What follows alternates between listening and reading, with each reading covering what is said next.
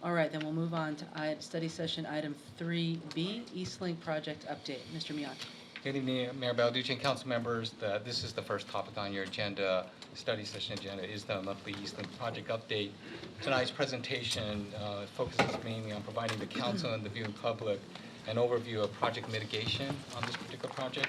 And just by way of background, council set a number of policy directives in place, including the Light Rail Overlay District Land Use Code Amendment, as well as the collaborative design process as part of the MOU, which have a bearing on mitigation. There's also a number of city codes that prescribe mitigation requirements. A lot of work has been done to date. A lot of work still left on this in the near future, as well as even during the construction phase, which we'll hear about more tonight. Tonight's presentation is informational only, and no formal action is being requested by council. Joining us this evening is a number of our staff, as well as Sound Transit staff. Thank you for being here. And with that, I'm going to turn it over to Dave Berg. Thank you, Mr. Miyake. Good evening, Mayor Balducci, City Council. So tonight with me here is Mike Brennan, our Director of Development Services. You all know Ron Lewis with Sound Transit, Don Billen with Sound Transit, and running the technology is Nancy Lacombe, who's kind of our program manager for the city for the Eastlink project. So tonight we are going to focus on a topic we've been hearing a lot about from our residents and our businesses, and that has to do with mitigation associated with the Eastlink project. As Mr. Miyake said, we kind of consider this an overview, meaning we may not be diving into all the specific details that some might want on an individual topical area. But be assured, we're more than willing to follow up tonight's conversation with that more detailed conversation about specific mitigation questions. And in fact, Kate March, who is our community outreach lead here at the city for Eastlink, has been reaching out to the various community groups out there to schedule those briefings, specific briefings, to address some of their very detailed questions. We have also scheduled in 2 weeks a follow-up conversation with council, so we will be back to be able to follow up on any specific items that may come out of tonight's conversation that you may want more detail on. So with that, our agenda for tonight is a quick project status update, and then we are going to really drill into the questions that we are hearing. So what is being mitigated? Who regulates that mitigation? What's the city's role in the mitigation, and especially in ensuring that that project is properly mitigated to the regulatory standards? We're going to highlight some of the key concerns we've been hearing from the community, so you all can hear those and how those are being addressed and or mitigated. And then finally, we're going to kind of finish the presentation with an animation. And you all remember the animation that we have showed here at council a couple different times. That has been updated and actually now depicts the mitigation from one end of the project to the other. So you'll be able to visually kind of see what is being proposed in terms of mitigation throughout the alignment. I'll wrap up obviously with some next steps and our follow-up meetings. So with that, I do want to point out though that this discussion is focused on elements related to the Eastlink alignment. It is not a conversation about the operation maintenance satellite facility. That will be a future conversation down the road. So we're only focusing on the Eastlink alignment tonight. So with that, I'm going to turn over to Ron Lewis for the project overview. Thank you, Dave. Good evening, Mayor Balducci, members of council. Again, we're pleased to be here today to participate in this presentation. We know this is a topic of great interest to both the council and your constituents, so we do want to spend the majority of our time focusing on the mitigation. However, I know you're also interested in the project in general, so I'm going to take about 2 to 3 slides and just give you a general update on the project. Let's go to the next slide. One of the areas that the council has been interested in for quite some time is property acquisition. So I just wanted to give you sort of the numbers as to how our property acquisition is going. We are engaged in property acquisition throughout the entire 14-mile Eastlink alignment, including within the city of Bellevue. For the entire project, our board of directors has authorized acquisition of 235 property interests. That's not all full acquisitions. Some of those are partial acquisitions, construction, staging areas, and such. But in total, 235 property interests. 91 offers have been made on those property interests. We have 61 signed agreements. We also have, as you know, a relocation program associated with our acquisition process. We've identified 219 relocations that will be required as part of our project. That is both residential and commercial relocations, and of those, 68 relocations are complete. So that just gives you a snapshot of the progress being made on the acquisition. May I ask a question? So, He was first. how many total property acquisitions? This is 235, is that the total? That's the total. Okay. And then can we get a list of the 61 closings and how much they closed for? The 68 closings, the 61 closings, yes. Yes, we Or do have. 68? No, it's I'll just, take as many as you want to get. maybe, hopefully, maybe today we close a few more. But yes, that information is available. Councilmember Wade. Relocation, separate from purchase, 61, 235 signed agreements, and then you mentioned 219 relocation, 68 complete. That's separate? That's, No, 68 of the 219 relocations required, 68 are complete to date. what I mean is relocation different from property acquisition. Oh, some property acquisitions do not require relocation. For example, if we're acquiring a strip of land that does not have a building or an occupant or a business on it, it would not be a relocation associated with that. However, if we're acquiring an entire parcel that has, for example, a single-family home, we have a relocation program associated with that. And for businesses, we have business relocations that are required for business acquisitions. Well, I just want to be sure that the stats don't overlap. I mean, you could have one, same property, close and relocate. Yes. Does that count as one or two? Well, it counts as one for closing because the closing is required, the closing is Right. closing the property transaction. Okay. And then the relocation is the physical relocation of that business from one location to its new location. Okay, so it could be counted as two stats Yes. for, but how many properties affected? Ultimately, I think it's our interest, how many properties affected? You know, how, yeah, whether it's relocation or acquisition or either or both, I don't, maybe that's better clarification. Okay. Thank you. Thank you. Next slide. This is just a very summary level schedule, and I don't expect the council or the public to read this in detail, but I just want to pull out really three key features of what you see in the schedule. Very quickly, the top portion of the schedule deals with final design activities. We have 3 final design contracts, and these horizontal bars here indicate the progress we're making on the final design. The vertical blue line indicates the end of 2014, which this figure is from our December progress report. And the takeaway that I'd like to share with council is just to note how advanced we are in the design process.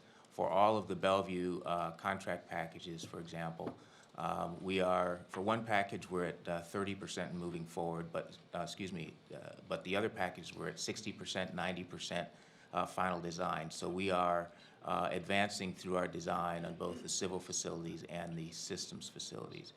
The other takeaway is what we just talked about, the right-of-way.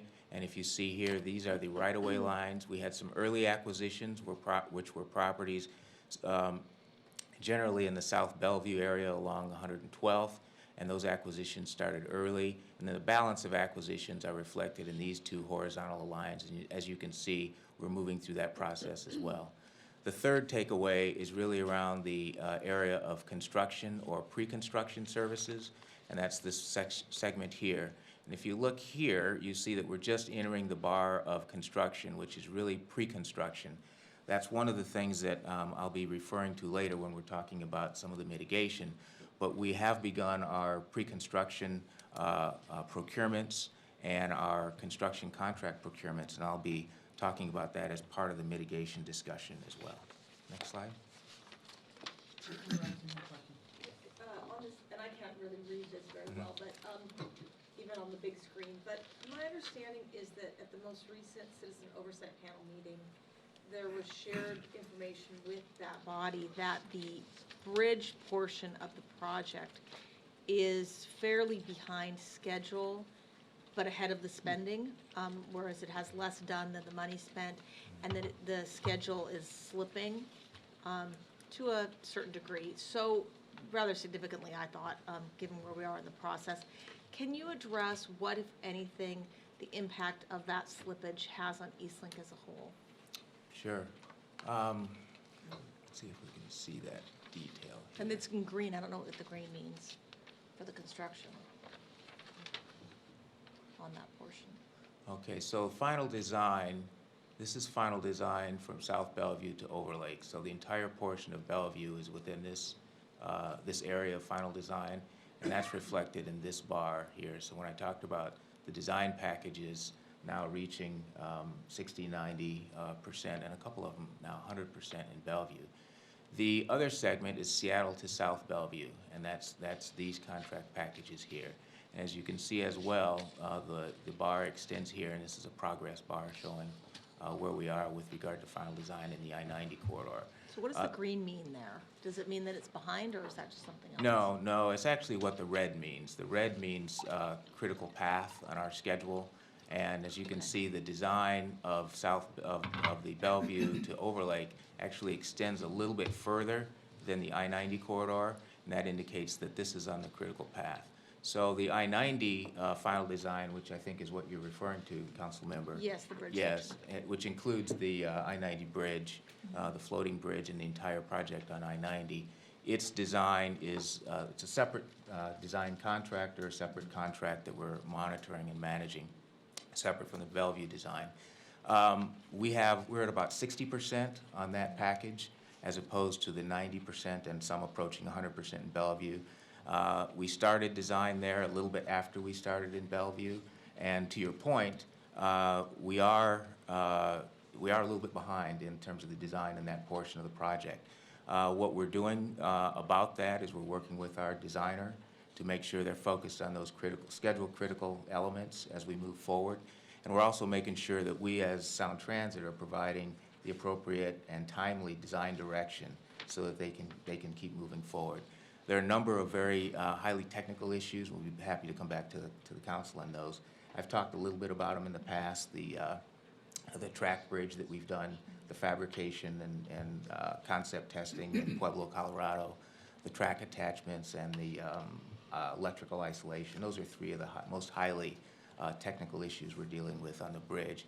And frankly, what's happening is what should happen in design. We're learning things as we go through the design process, and as we build mock-ups of these facilities, we want to actually test, not only test them on paper, but test them physically as well. And we're learning things as we do those tests, and those things are feeding back into the design. So what we've asked the design team to do as they continue to design is to also forecast ahead and give us a very clear plan based on what we're learning in the final design to get to the finish line and work with them on a plan to do that. So that's where we are. Okay, and I guess the follow-up question was, what impact, if any, do you expect, and maybe you don't know yet, that delay or that slippage to have on the Eastlink project as a whole? We don't expect it to have any impact. Yeah, we've got time built into the design schedule to accommodate this. Next slide. Now we're getting into the topic that Dave introduced. What is the mitigation? And again, I've got about 3 or 4 more slides, then I'll turn it over to Mike. But the question of what is mitigation? Mitigation in its simplest form is an effort to avoid, minimize, or offset known impacts. And then there's some additional definitions there for your consideration. I guess what I would like to share with the council is almost since my initiation to the Eastlink project, the council has been very consistent about the need for mitigation, as has the public in our public forums. Mike or Dave are going to describe a little bit more later on in the presentation the interaction we've had with the Citizen Advisory Committee. But our outreach, as you know, goes well beyond the Citizen Advisory Committee. We've had a number of extensive public open houses, some of which many of you have attended, some of which have been held here at Bellevue City Hall. And in that engagement with the community, the conversations are about the project, the schedule, and also the mitigation. So that mitigation discussion has been part of the development of the project and integrated into the design since the beginning of the process. Throughout the process, we then incorporate those design elements, those physical design elements that are identified, get incorporated into the project. And by into the project, I mean into the same design drawings where you see the guideway, the light rail stations. Those physical mitigation elements are included in those design drawings, so they're not an afterthought. They're part of the same package that when we go out and bid a package for construction, it's inclusive of the physical mitigation that has been identified. Things such as noise walls and landscaping and a number of other things that you'll see later on tonight. Then we have construction mitigation, which is mitigation that occurs as we're delivering the project. Traffic controls and those types of things, and we'll discuss those in a little bit more detail. I know another area that the council's been interested in is business outreach, and that's incorporated into our mitigation plan. And then we also have operational mitigation, and we've shared with the council recently some of the operational mitigation. And briefly, I just want to say, in addition to that, we try to mitigate project impacts throughout all phases of the project. And we look for opportunities to do that.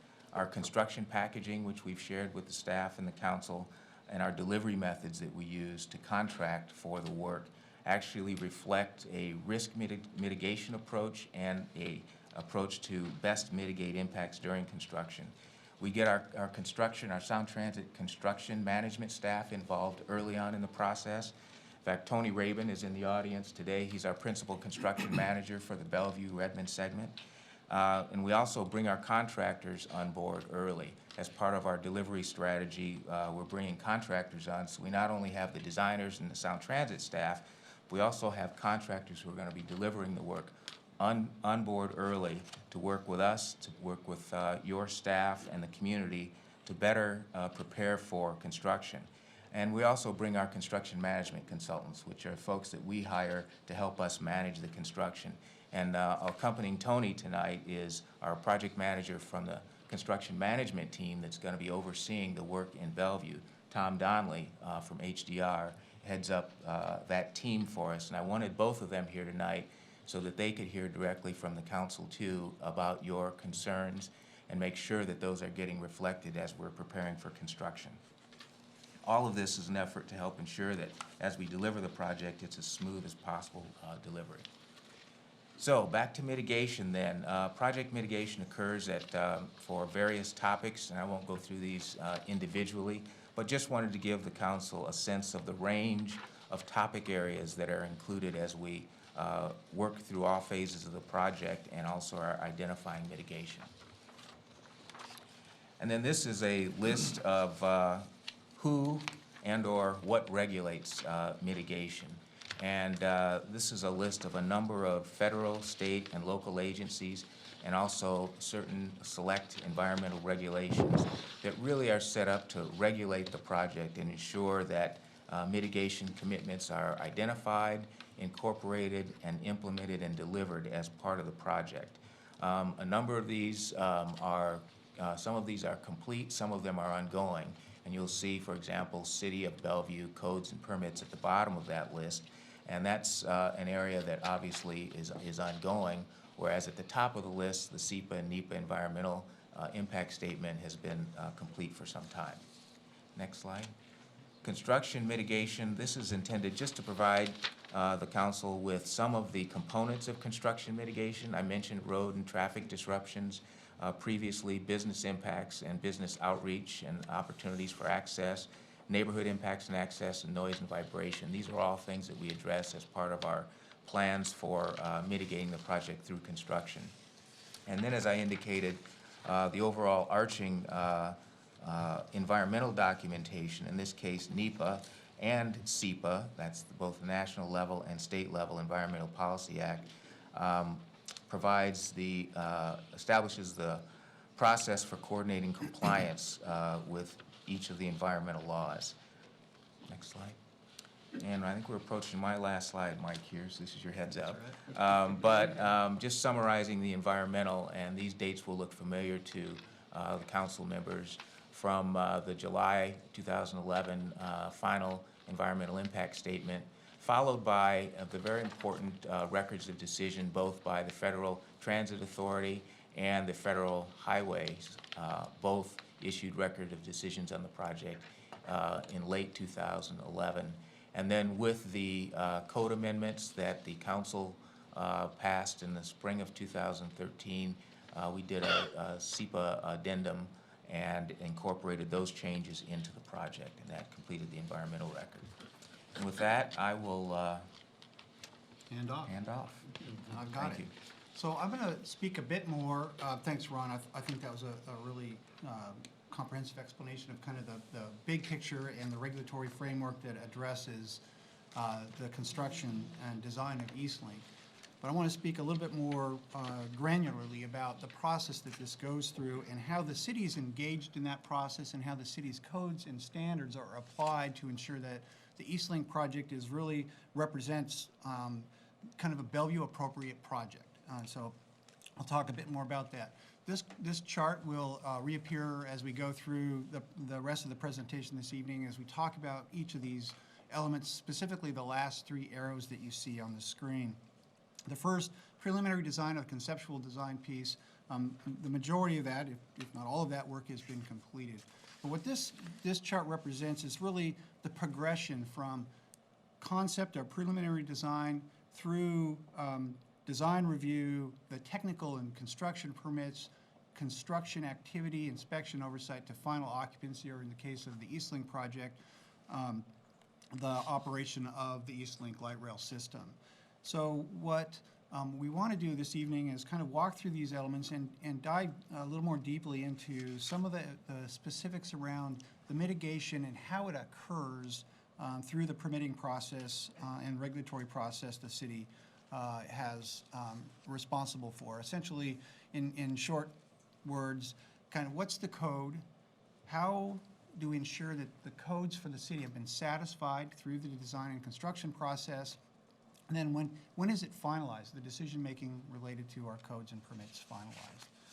Next slide, Nancy, thanks. So the city's regulatory role, again, as I mentioned, we have a number of codes and ordinances that apply to the Eastlink project, from our critical areas ordinance, noise code, transportation codes, our land use code, and you heard Ron mention it already, and I'll talk a bit more about it in a minute, specific amendments that the council implemented related to light rail. And then there are a number of technical codes related to the actual design and construction of the project, dealing with right-of-way use, building and structural requirements, utilities, fire, shoreline regulations, etc. So the Eastlink project was actually, as I mentioned, the progression from the conceptual and preliminary design through construction. Projects go through the permitting process and assurance by city staff that they're satisfying codes, but the Eastlink project is actually being held to a bit of a higher standard of rigor as it goes through the city's permitting process and the city's overview. First of all, with the adoption of the MOU that is currently in place, the council and the Sound Transit Board put in place the concept of this collaborative design process, where early on in the project, city staff and Sound Transit staff would work very closely together to find ways to ensure that the project avoided impacts and mitigated those impacts that were identified, and that the staff essentially were arm in arm as the project progressed, finding creative solutions to save money and ensure that the project was a Bellevue appropriate project.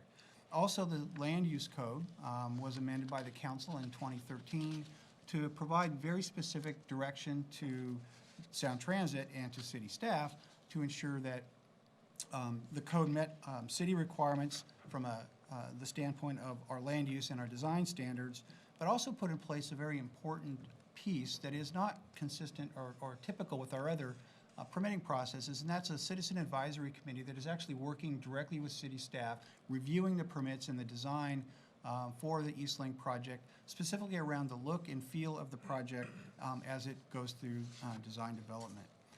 Next slide. So some of the key, I'll just mention a few of these themes, but some of the key things that we're hearing about the Eastlink project now are concerns about the construction impacts and traffic impacts and lane closures, noise for the operation of the train once it's underway and providing service, construction noise and business interruptions associated with construction, impacts to the Mercer Slough, and also project permitting and people asking where are we in project permitting and how are we ensuring that mitigation measures are being put in place.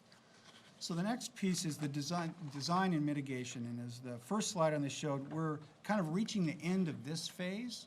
We have, as part of the land use code amendments, the design and mitigation permits that are specific to Eastlink. Those are currently under review and under review by the Citizen Advisory Committee. The Citizen Advisory Committee, go to the next slide, is made up of, just a little bit more about the committee and their role, is made up of 9 appointed members, and they were appointed by the council.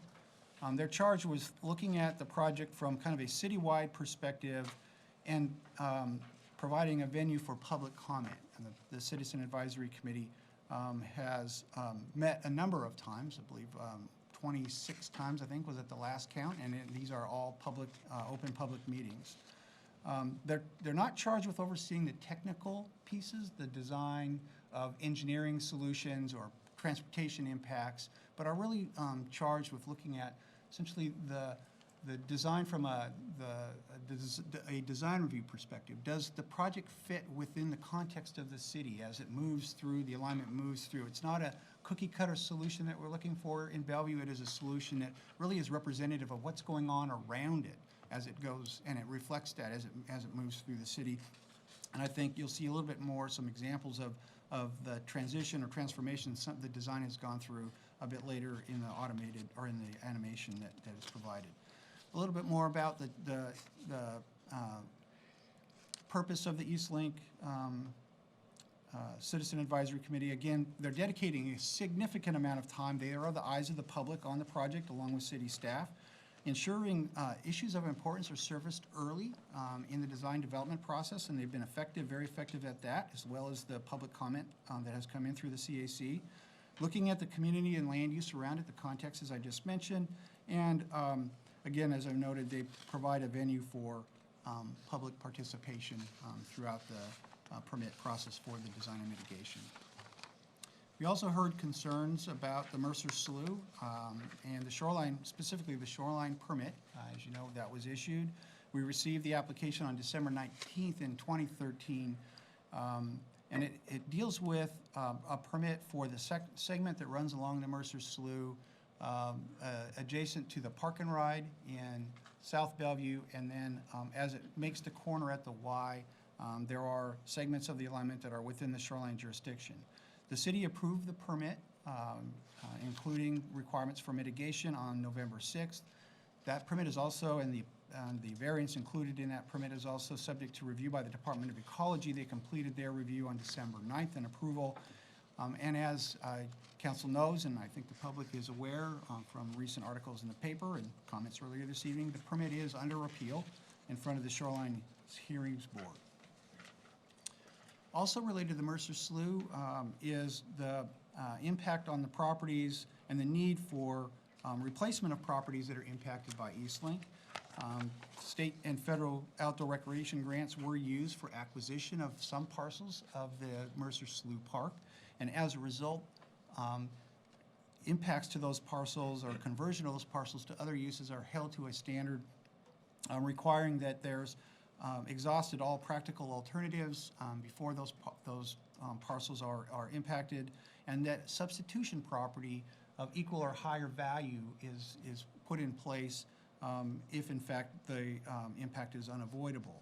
So those properties have gone through that process and they are in front of the State Recreation and Conservation Funding Board for current review. This chart or this site plan essentially shows the parcels that were impacted. I think the most illustrative is the photograph on the right, or the chart on the right, where it shows down in the south end as the Eastlink project is entering the city.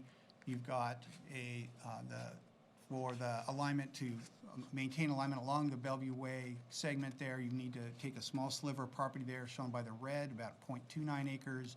And then as you head up toward the Y and making the right-hand turn, there's a segment there that's also necessary. Total, it's just a hair over 1 acre of property that's impacted. The replacement property as shown at the north end of the site is a 6-acre parcel that was purchased, otherwise referred to as the Moon Ross property, that will serve the purpose of replacement of the impacted parcels within Mercer Slough Park. Also of concern is operational noise when the train is in service. Concerns about the types of noise it will make, one, but also how loud the train will be. So there are a number of conversations and a lot of work that's been done to try to mitigate the potential impacts from the noise, specifically wheel squeal as it approaches corners. And I think there was a lot of publicity around the Central Link opening and challenges with that. Crossovers, station announcements, safety features regarding bells, and nighttime operations.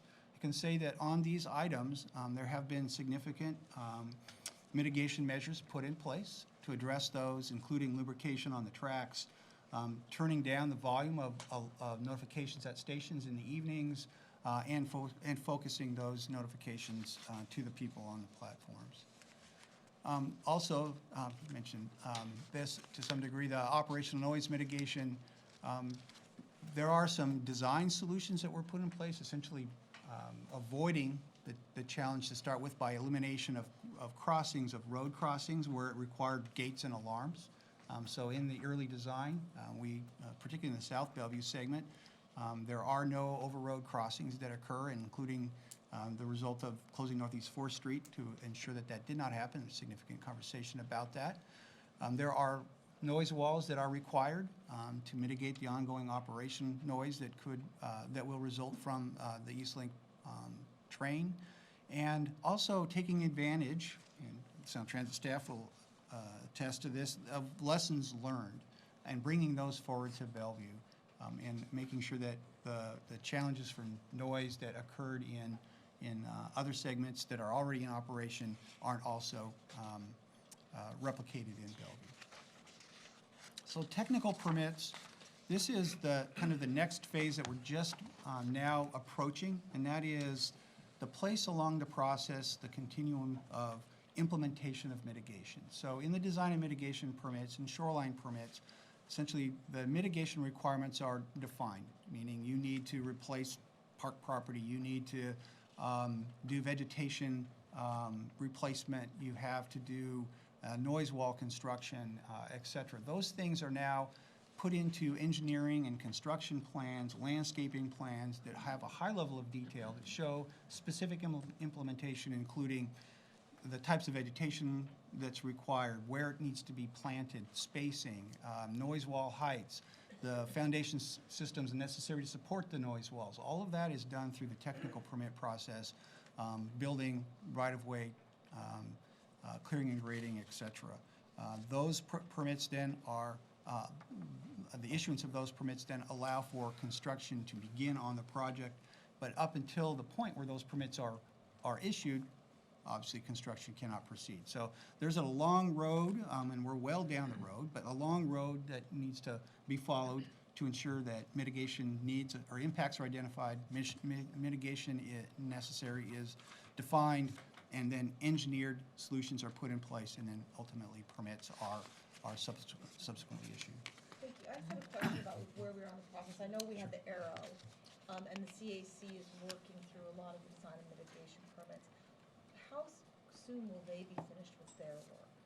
So the CAC's job doesn't end with the issuance of the design and mitigation permits. So they will, and we're in the process of preparing those over the next 6 to 9 months, I think, final issuance of those design and mitigation permits. But they're obviously active in defining conditions and ensuring the design meets code. But once those permits are issued, the conditions in those permits are implemented, as I mentioned, through the technical permits. So they also have a verification kind of role to confirm that, yes, what we intended in the conditions, in the design and mitigation permits, have been satisfied in the technical permits. Okay, so there will be, maybe they get a little vacation and then there'll be a They'll loop get- back on yeah, the and they'll technical permits. probably need one. I think so. Yeah.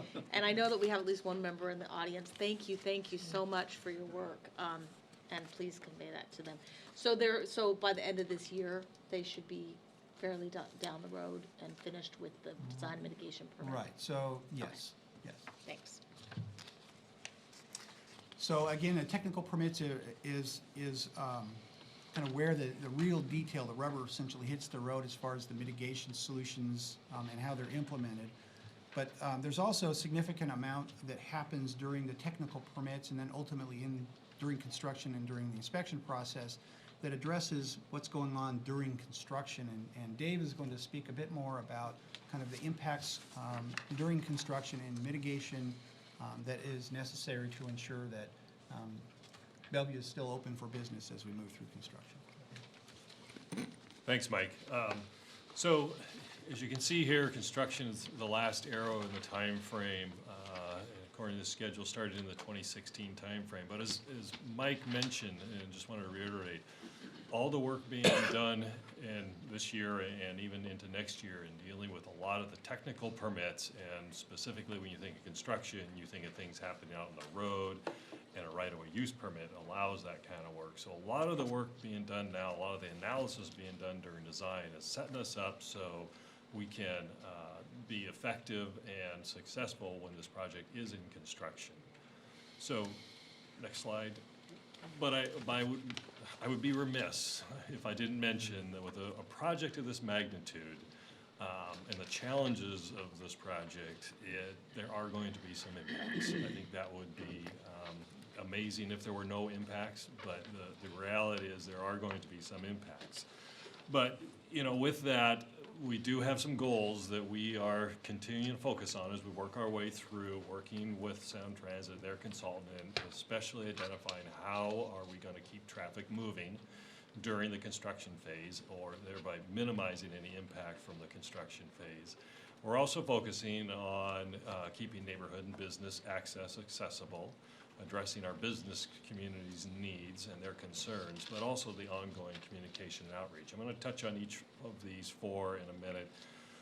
I will say, though, city staff does have a lot of experience working with major projects like this. A lot of work that the Washington State Department of Transportation has done out on the freeway system, we've been intimately involved with. You all remember Access Downtown, I'm sure. That was a DOT Sound Transit city project spanning over about 5 years, where we completely rebuilt two of the interchanges, Northeast 4th and Northeast 8th, and built a new one at Northeast 6th. And all of that came off with a lot of effort and a lot of pre-planning, but it came off very well. Actually, that project won Miracle of the Year award 2 years in a row from the Bellevue Downtown Association. So it is possible, but it does take a lot of work, and it does take a lot of planning early on in the process before you get to construction. So you probably remember this chart that we came in and talked to council with back in September, one of our monthly updates. This is how we were thinking, some of the early thinking on how we're going to keep traffic moving throughout the city. Again, I mentioned the right-of-way use permit. This actually allows any developer, any public agency, any private developer to be able to use city right-of-way for their purposes, and specifically in this case, construction purposes. Those permits actually define the hours of construction, how you're going to haul materials in and out, what are the routes we're going to allow the trucks to come in. It even gets down to the point to where are the signs and where are the cones going to be placed for specific construction activities. So it's a very detailed permit. And as we work our way through the design process, and especially now as we're getting further along into the 60 and actually 90% design, you know a lot more about how a project is going to come together, how it's going to be built, what are the means and methods going to be used. So from that, you can turn around and have the conversation about, okay, well, what are the work hours you're going to need for specific activities? So that's the work we're doing now, is trying to get it down to that box of, for each of these contracts, what are the work hours, what are the lane closures going to be allowed, and how are trucks going to come in and out of here. So a lot of that detailed work, a lot of analysis is being done by our own traffic folks to make sure we can continue to try to keep traffic moving, all with a balance, because there's a balance, especially in South Bellevue where you're dealing with residential neighborhoods, on what are the work hours. You know, you can't really work 24 hours 7 down there, even though that might be the most cost-effective way to, quickest way to implement the project, but you're in the middle of a residential area. So there's a balance throughout this alignment as we work our way through some of these conversations. Another area is keeping businesses accessible. And again, minimizing disruptions to businesses is key. We've been hearing a lot about this from the business community. Coordination and communication with them, both before the construction begins, but also ongoing, so we have the ability to quickly respond to issues and concerns that may come up both before, knowing those before construction, but also during construction. I know Ron Lewis has briefly mentioned before one of our previous monthly Eastlink check-ins about Sound Transit's business outreach program, which is really tailored to the very specific needs of businesses. And they already have started some of that outreach process to go out and talk to some of our businesses about what their needs are, especially those directly impacted during construction. If you can think about folks out in the Bellred area where they may feel where the light rail is being built in the middle of the road, those are folks we really need to hear from early on. And again, Kate March is engaged in those conversations for the city. I will mention one example, and again, back to Access Downtown. During that project, because of all the concerns we were hearing, we did put together a group of folks, representatives from the downtown business community, some of the major stakeholders there, and brought them in. In fact, I think Councilmember Lee, you were part of this committee during Access Downtown, so we could get some of that early feedback prior to construction from those key stakeholders, and then utilize that group ongoing. So there was this two-way communication during the construction timeframe. So the contractor could hear from the business community could hear what's coming up from a construction perspective, and everybody could stay informed. So we're thinking about it something like that for, especially for a downtown area where it's really, where you have so many businesses, it might be a good use of an example of the lessons learned to apply to the Eastlink project. Next slide, Nancy. Well, the next slide talks about keeping our neighborhoods accessible. This is another area we've been hearing a lot about from the community. A lot of concern over the ability to get in and out of neighborhoods during construction, what it's going to be like. And our goal here is to be able to quickly respond to issues and concerns from the community, especially during construction. And most of you know we have an existing neighborhood services program here in the city, a well-established program, been around for many, many years, that has a lot of the contacts out in the community, understands both the current concerns, but also has worked through with city and other construction projects, worked through issues with community. So they kind of have a toolkit and a lot of experience in the contacts necessary. So continuing to try to work with Sound Transit and folks and having these conversations, how can we incorporate a program like that ongoing through the construction of this project, especially again in areas like South Bellevue where you have neighborhoods right up against the alignment. There it is. I just want to make a comment on the neighborhoods. It's important that we keep them accessible, but it's also really important, and I know that you will do this, that I want to have Sound Transit hear this. It's also really important that we keep the neighborhoods safe. The Ennetai has an elementary school. They have a lot of kids that walk to school, and we don't want to have the traffic be so bad that people are cutting through neighborhoods. And, you know, when people are impatient, they don't always use their most cautious driving behavior. We want to make sure that people in the neighborhoods are safe. So I just want to make sure that's added to the list.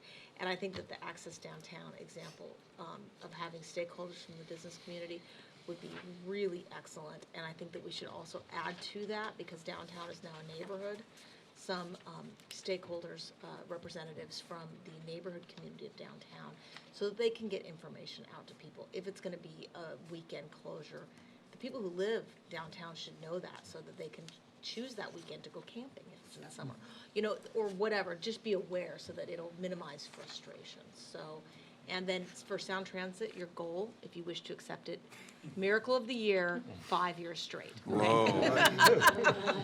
Wow. Maybe 2 Super Bowls is easier. We'll get that too.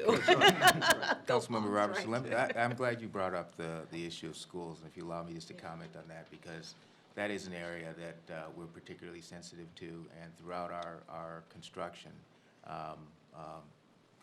Mayor Balducci and her colleagues on the board have overseen our outreach program, which includes special emphasis on schools. So when we have construction going on proximate to schools, we actually send our outreach staff into the schools to talk not only to the teachers but also to the students for that safety awareness around construction zones and to get that information out to the students and their families. I would recommend you also use the PTA network. It is powerful and strong.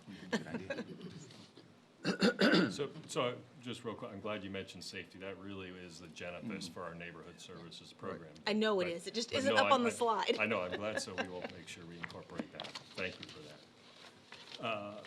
And finally here, I want to talk about construction noise and vibration. Again, something, especially the noise, like I mentioned, work hours. Those are elements that are incorporated as part of the permitting conditions, so those are well-known upfront. We always want to include those in our own construction contract, so one, the contractor knows what's going to be expected of them in terms of work hours, but two, so that we can make sure that we are monitoring those during construction, making sure they're adhering to those. Vibration, you know, there's going to be a tunnel as part of this project, so there is the vibration aspect that we need to be aware of, and currently there is building monitoring being incorporated into the project, especially for those buildings along the tunnel that continues through the construction time frame to make sure that we don't have any issues as we're doing some of those high vibration activities. But again, the type of construction and the time of day that construction takes place has an effect on all of these, and those are all the issues that are being addressed right now as we're continuing getting further into the design process. So with that, I'm going to turn this over. I think, Dawn, you're going to do the animation part. So we're going to kind of walk through this animation. It's probably about 20 minutes or so. If there are questions along the way, is it easy to pause the animation? Nancy? It is. It is? Okay, thank you. Before you move on, Councilmember Lee's got a question. Go ahead. Thanks, appreciate that.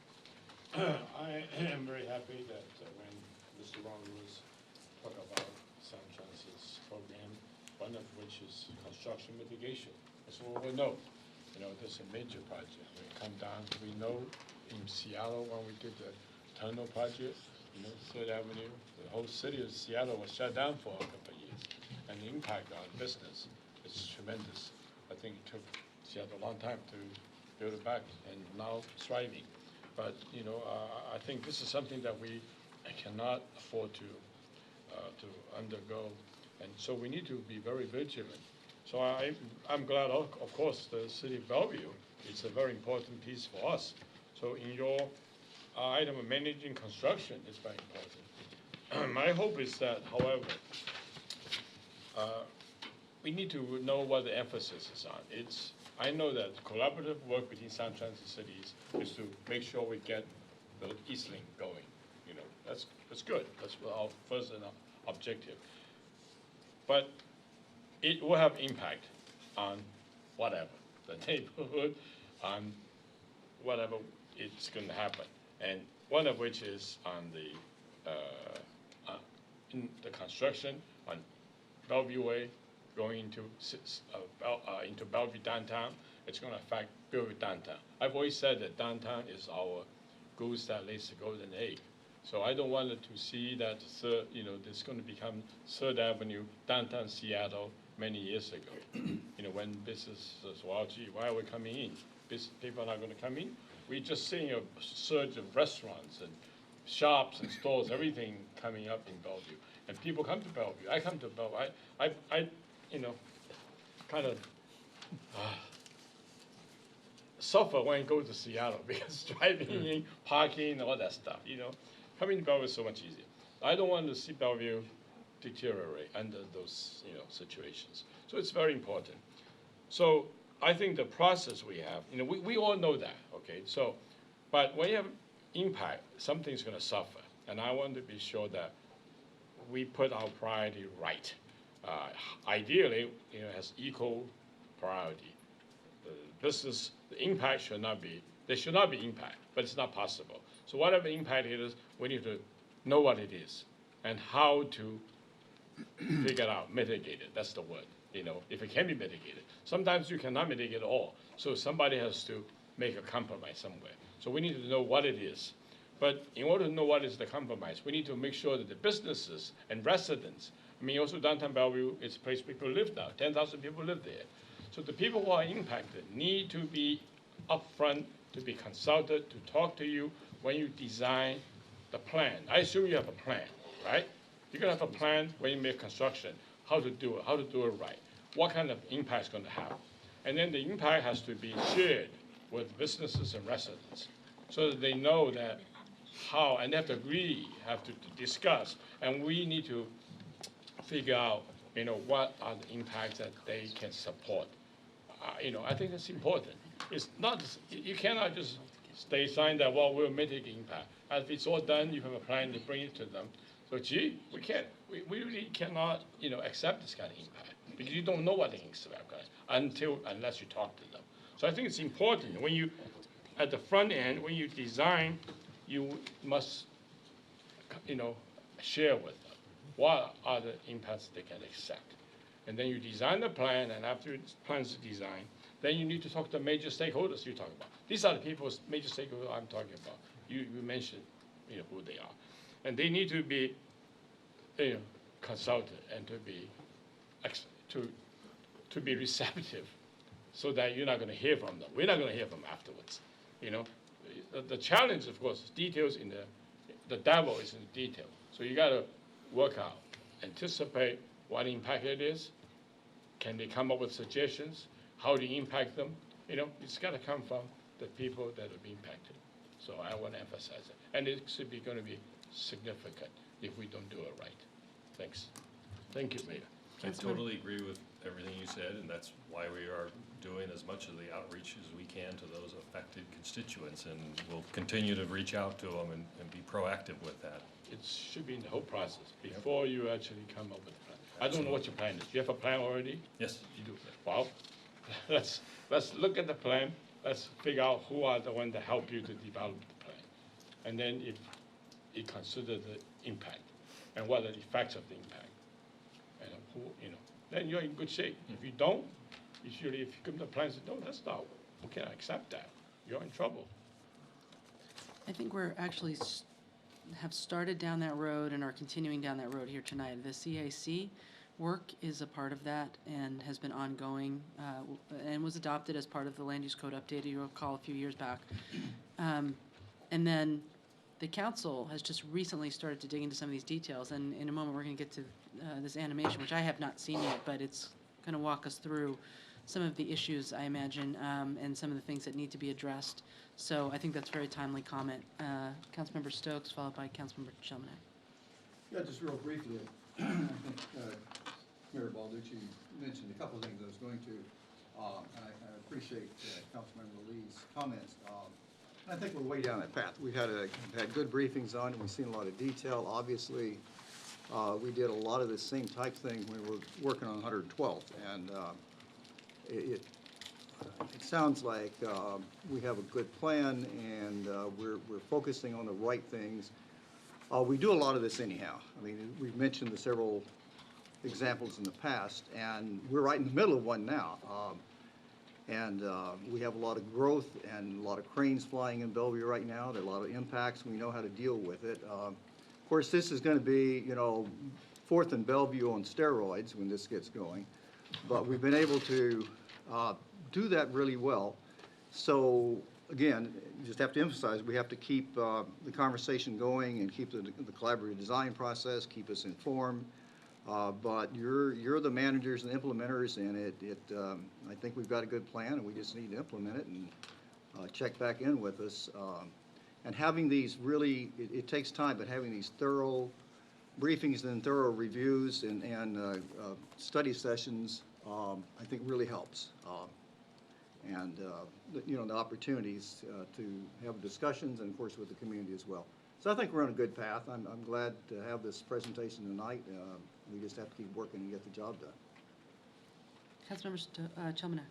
Well, I just want to make sure that when we talk a lot about the effect of this project from, about the hospital station south to the south end of Bellevue, there's also a north end of this, and there are a significant number of small businesses throughout the Belgrade and up to the Overlake area who are going to be affected. So I really truly want to see a very strong business outreach in that community as well, and a very strong program to make sure that those businesses can do as well as they can, along with the businesses and the residents in the Lake Bellevue area, and going through that area. So we tend to focus a lot of our comments on the southern half of the project, but there is a northern half that we also need to keep a very close focus on.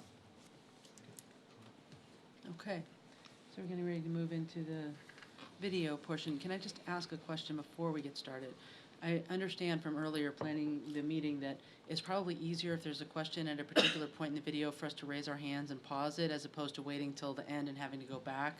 So it would be nice to save big picture questions and discussion for the very end, just for it to be coherent. But if there's something you want to point at and actually ask a question about, signal right away, and don't wait for me if you need to get their attention, please. Thank you. Very good. All right, so the animation will start here in a moment. It's going to pick up as Eastlink enters the city of Bellevue off of the East Channel Bridge. We climb onto an elevated guideway. One of the first mitigation measures is acoustical panels along this guideway. These panels have sound absorptive material on the track side and are solid on the outer side of the trackway. The locations of the acoustical panels are still being refined, so they may change from what you see here. We also, as we enter the city, have the Swaylock and Wetland Mitigation Site. This is an over 6-acre site where we'll be removing invasive plants and planting native materials and restoring the natural hydrology of the wetland there. The next mitigation measure is park access during construction. Just south of the park and ride, we will build a small temporary parking lot for park users to be able to continue to access Mercer Slough. Council members, you want to pause? Is there a better look of the TPS, or can we come back to that, or do you have other things There are some still images that we didn't bring with us tonight. Okay. We'd probably give you a better view of that, and I'd be happy to Catch get up with those to you you. Yeah. Is there screening associated? It is any graffiti artwork on it. Walls. Not in Bellevue. Just kidding. Oh, would be surprised. Separate contract. How will the TPSS be addressed, by screening or? Yes, yeah, it will have, it has a visual screening that the CAC has spent some time looking at and advising us on. Before you go, you went around 2 curves and you didn't talk about how you're going to prohibit the tuck-wheel wheel squeal from happening in Bellevue.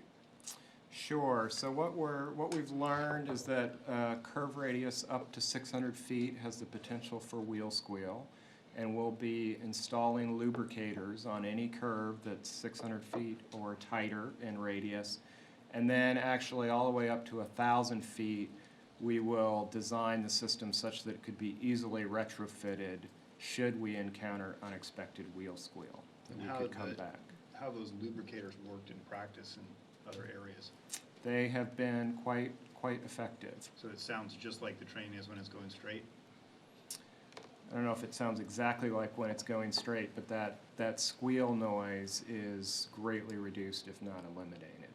Okay, and so can we get a designation of where the 600 feet or tighter curves are? So we can understand where On the that map. lubricators are going? Yeah, so as we're building out our Bellevue map, you guys make sure that those points are marked. That would be really good. Sorry, go ahead. Thanks. And then we're looking right now, I believe, at a crossover. That is correct. And my understanding is the crossover makes a neat train-like clackety-clack sound when the train goes over it. It depends upon the design. The areas that we ran into issues with on the initial line were where we had crossovers in embedded track that had not been designed in a way to reduce the noise. So we've made a real conscious effort to not place crossovers in embedded track on the Eastlink system, and in order to avoid that issue.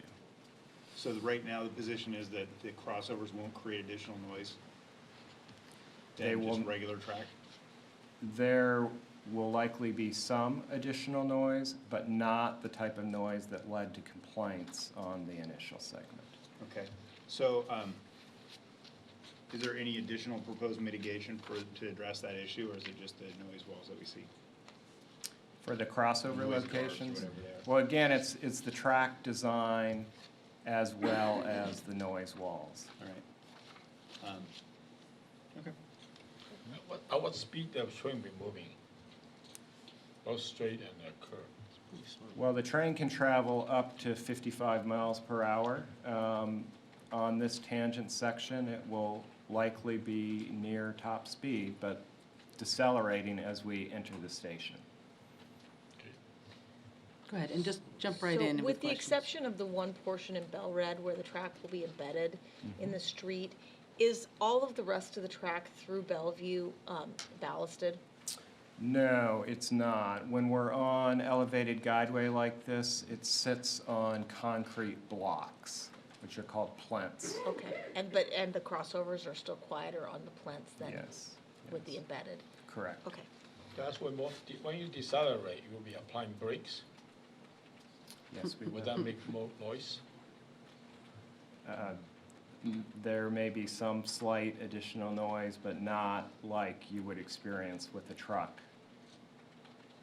So quick question, is there a part in the presentation where you sort of talk about noise, or, because we all just went there, right, on all the, and, or maybe you can sort of talk about that more generally at the end, since that affects the whole alignment, and this is more of a place-based kind of presentation. First question. Second one is, I really want to highly recommend that any council member who has not been on the noise tour of CentralLink should go, and even if you haven't been in a while, it's probably worth going again, and I would be happy to come along, and I know the Sound Transit staff and our staff would also be happy to host, because you can stop at each of these kinds of locations and hear what they're talking about. And I just think it's helpful to have that experience. That's a good idea. Yeah, Glad to do that. We should invite the community. absolutely. And some of them have been.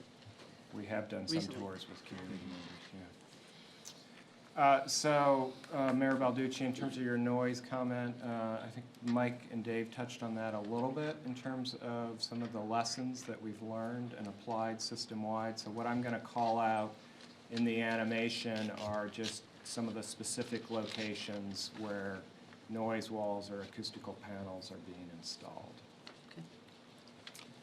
So if we pick it back up, between the Park and Ride and I-90, there is a southbound HOV line being installed for traffic mitigation. And then at the south entrance to the Park and Ride, we are making intersection improvements, which include a U-turn for access to the Inatai neighborhood and a right turn entrance to the Park and Ride.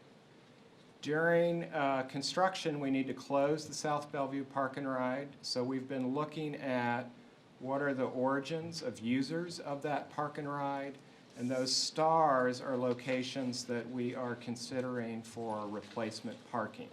Some of those are existing park and rides that are underutilized, and some of them are new lots that we are potentially going to lease. Before you move off of that, Pause. it will be helpful for us to get a sense, I know you're exploring these, and so you don't want to spend probably the same level of effort on the ones that sort of become real, but understanding what the bus service is, will Metro be able to, or Sound Transit be able to provide increased bus service to help people connect to their main lines to wherever they're going? It's not just the origins, it's the destinations, right? And so, Absolutely. yeah, that's gonna be really Absolutely. important. Thank you. So also on that, and maybe in general, it seems to me that this gets easier to understand if we can get a schedule that's your best shot at exactly when these things are going to happen. So like, the South Bellevue Park and Ride is going to close from this date to this date, as opposed to just 7 or 8 years. And then if there's opportunities to discuss partial closures or any time when, limited service could be retained, is that in the cards, or is it just close it all down forever? It's a question that's been asked and something that we've been drawing upon our new construction management resources to look at. One of the challenges with this site is that we're not only building the station and the park and ride, but we're staging our linear construction to the north and the south out of this site because of the limited opportunities to stage elsewhere in South Bellevue. So the duration gets driven by both that staging activity and the station and the parking garage itself. Well, one thing that should be factored in on that note is that if you close this while you're doing the road construction, it'll reduce the traffic impact on the road when you're doing the road construction. That is correct, and those timings do line up. Okay. Maintaining bus service along Bellevue Way is important in construction, so there will be both a southbound and a northbound on-street bus stop, and we'll be monitoring for any hide-and-ride parking in the Inatai neighborhood while the park and ride is closed. I think the next item we're going to talk about is the design of the station itself. So this is a station that has been through the CAC process. This is the design at the 60% level. A number of comments heard from both the CAC and the public about that design, and now you see the progression to the 90% with the incorporation of art into the design and additional application of color into the design. The art here is really intended to evoke the surrounding Mercer Slough. Is that placeholder art, or do we actually have identified art designs already? No, we have identified art. We went through a process. Yeah, I remember of- there was a selection yeah. of the artists and all that, Yep. but I didn't know how far that had gone. Yep. Very good. That's the real thing. As we go north to the Blueberry Farm, it will be relocated to the site of the Winter's House. The retail stand will be moved up to the Winter's House along with additional parking. There is a multi-purpose Before path. you, sorry. Pause? Will we be, I'm sorry, you may never get through this whole thing. Is the goal with the Blueberry Farm to maintain the retail in continuous open state so that you replace it and they move before they have to shut down or their access is shut down? No, there will be a period when they will be closed How at this long, location approximately? during I think I'll need to look into that. So the Get interesting back thing to to you. me, what interests me about that is whether it can survive. Because if it can't economically survive the shutdown period, then you might as well not bother moving it, and I'm not suggesting that I want it to not be bothered, I would like it to stay open. So, yeah. They don't operate with a huge margin. Right, right. Go ahead. I have a question about you see the noise wall jump in height there? What's the rationale there? Why does it do that there? Well, the noise wall along the aerial guideway is ranging between 4 and 8 feet in height, and it's all based upon the predictions of what height does it need to be to mitigate to the west. So that depends upon both the elevation of the guideway itself and the elevation of homes in the neighborhood. I think he's talking about. There's also a perspective issue here, so I'd want to look more closely at the design drawings before, I said why it may appear higher here. They'll be accelerating at that point too, which will change. Depending upon, if you're going northbound, yes. Coming southbound, you'll be slowing down. Yeah, please go ahead. So, That we've killed it. is it going? Okay, the multi-purpose path is a trail from I-90 all the way up to Main Street in downtown. This indicates wetland buffer mitigation. This is actually an area where we have some wetland buffer impacts that we mitigate further north. And then here, as the alignment comes off the aerial guideway, now we're building concrete sound walls for our mitigation measures. I also just wanted to make sure that the council saw the access to the Winter's House and the drive that was parallel with the guideway. Thank you. So at the Winter's House, itself, the retain cut alignment is in fact an avoidance measure that was selected through the EIS process to avoid impacts to the historic Winters House. Will there be any sound walls on the west side of Bellevue Way in this South Bellevue Way section? Or will all of the sound walls be right next to the track? In this location, the sound walls are right next to the track. What about south of here? I've been looking for those walls on the west. I didn't see any. No, they will be on the guideway. So as we go south of here, we're back on that elevated section where we install these acoustical panels right along the edge of the guideway. Generally, the closer we can put the wall to the noise source, the more effective it is. There was a memo that got circulated from somebody to me about a study of water problems with going down underneath there. What have you all worked out with respect to the soil and water issues with respect to the slough? Right. So back in preliminary engineering, our preliminary engineering design consultant identified that we needed to take measures to ensure that groundwater would still flow underneath and past the retain cut into the Mercer Slough. And they recommended several measures, and as the final design team came on board, they've implemented those measures. So they include things like, first, we were able to slightly raise the elevation of the cut itself. Second, we are waterproofing that cut so that groundwater can flow around it rather than draining into the cut and then being drained out and not reaching the slough. So those are some of the major measures that are included in our final design to address that issue. So, as we continue north, maintenance of traffic on Bellevue Way during construction is a very important issue, as Dave highlighted earlier. The proposed approach here is that there will be 3 lanes of traffic with the middle lane reversible, so that in the morning you have 2 lanes northbound, in the afternoon 2 lanes southbound. If we continue on with the animation, tree preservation and replacement. Whoops. That almost looked like a picture of trees. We'll be, is it progressing? Yes. Okay. We'll be removing over 1,200 trees in the South Bellevue area, but planting nearly 9,600 replacement trees. As you continue north, you again see the concrete sound walls located next to the guideway for noise mitigation purposes.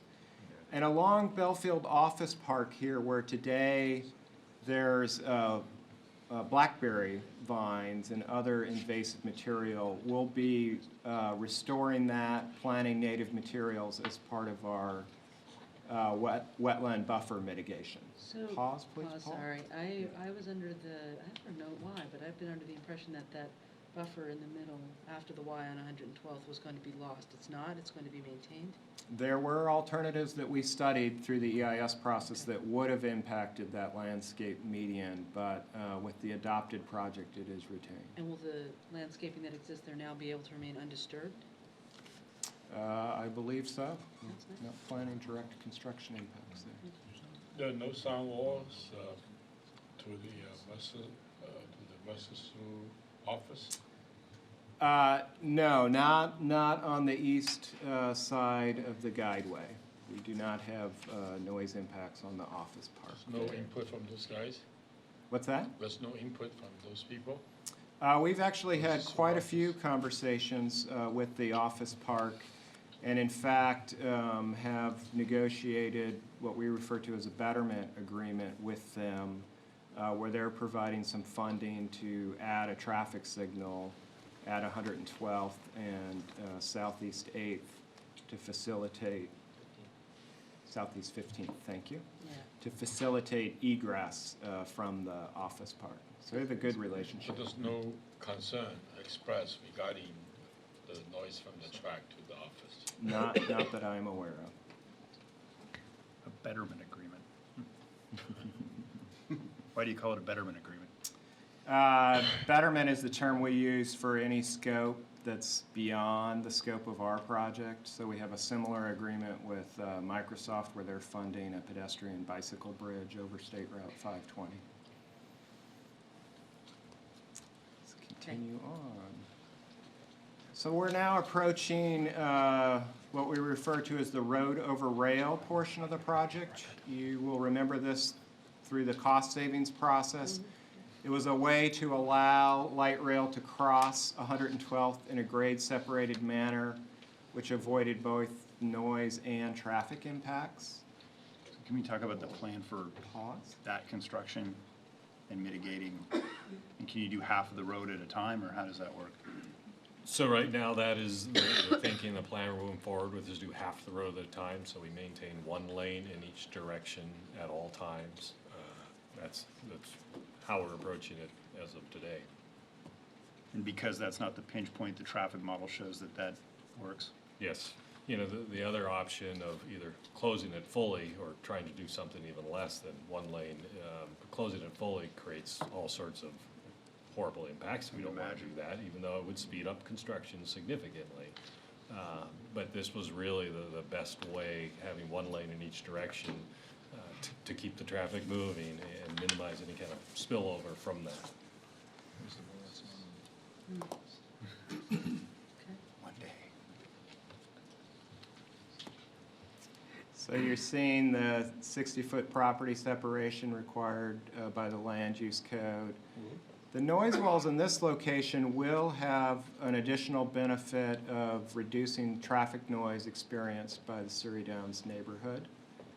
This was also the location where we undertook early property acquisition and offered full purchase in some locations that would not have necessarily been required by our construction.